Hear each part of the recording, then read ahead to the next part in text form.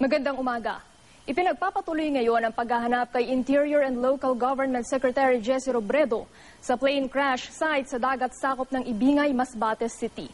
Kaninang alas 7 dumating si Pangulong Noynoy Aquino at ilang cabinet members sa Masbate para pangunahan ng search and rescue operations at personal agad na makuha ang anumang balita. Dumating din galing Maynila ang dalawang anak ni Robredo na sina Aika at Trisha.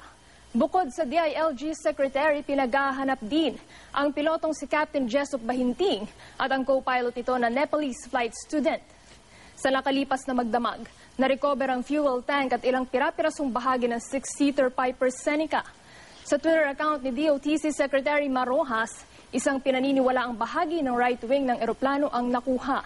Sa tirahan ng pamilya Robredo sa Naga City, Camarines Sur, patuloy na naghihintay ng balita ang mga kaanak ng DILG Secretary.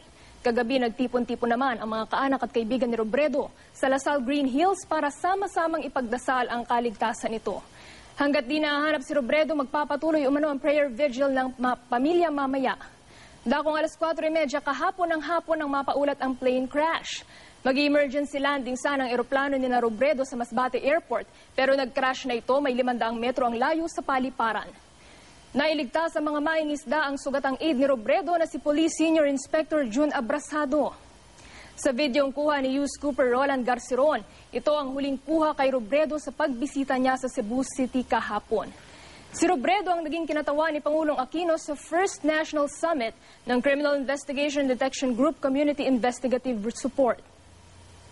Samantala, narito ang opisyal na pahayag ng Malacanang mula kay Presidential Spokesperson Edwin Lascerda.